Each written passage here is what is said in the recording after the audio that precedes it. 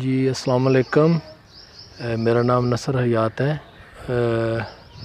بہت شکریہ آپ کے میڈیا ٹیم کا، آپ ہمارے پاس تشریف لائیں اور ہمارے مسائل اجاگر کرنے کی آپ نے کوشش کی ہے۔ سر، یہ جو آپ بلڈنگ دیکھ رہے ہیں بنیادی مرکز صحت بٹیا ہے، جس کے بنیادی مسائل تو یہ ہیں کہ یہ بلڈنگ کافی پرانی ہو چکی ہے، خستہ حال چکی ہے، اور اس کے پیچھے جو کوارٹر ہیں وہ بھی خستہ حال ہو چکے ہیں۔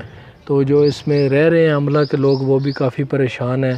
دوسرا یہ بڑی سب سے مین وجہ یہ ہے کہ کافی عرصہ سے یہ اس کے MBBS ڈاکٹر جو ہیں وہ ادھر نہیں بیٹھ رہے، وہ اپنی ڈیوٹی نہیں دے رہے، تو جس کے لیے ان کو آگاہ کر دیا ہے متعلقہ محکمے کو، لیکن اس پہ کوئی عمل درآمد نہیں ہوا ابھی تک۔ تو اس پہ لوگ کافی پریشان ہیں، مریض آتے ہیں وہ کافی مسائل کا شکار ہیں۔ تو ہماری حکومت سے اور متعلقہ محکمے سے یہ ریکویسٹ ہے کہ MBBS ڈاکٹر اس کو جلدی اس کو تعینات کیا جائے تاکہ وہ اپنی ڈیوٹی سر انجام دے اور لوگ اس سے فائدہ حاصل کر سکیں۔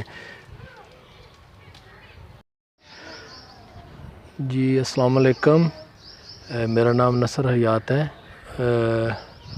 بہت شکریہ آپ کے میڈیا ٹیم کا، آپ ہمارے پاس تشریف لائیں اور ہمارے مسائل اجاگر کرنے کی آپ نے کوشش کی ہے۔ سر، یہ جو آپ بلڈنگ دیکھ رہے ہیں بنیادی مرکز صحت بٹیا ہے، جس کے بنیادی مسائل تو یہ ہیں کہ یہ بلڈنگ کافی پرانی ہو چکی ہے، خستہ حال چکی ہے، اور اس کے پیچھے جو کوارٹر ہیں وہ بھی خستہ حال ہو چکے ہیں۔ تو جو اس میں رہ رہے ہیں عملہ کے لوگ وہ بھی کافی پریشان ہیں۔ دوسرا یہ بڑی سب سے مین وجہ یہ ہے کہ کافی عرصہ سے یہ اس کے MBBS ڈاکٹر جو ہیں وہ ادھر نہیں بیٹھ رہے، وہ اپنی ڈیوٹی نہیں دے رہے، تو جس کے لیے ان کو آگاہ کر دیا ہے متعلقہ محکمے کو، لیکن اس پہ کوئی عمل درآمد نہیں ہوا ابھی تک۔ تو اس پہ لوگ کافی پریشان ہیں، مریض آتے ہیں وہ کافی مسائل کا شکار ہیں۔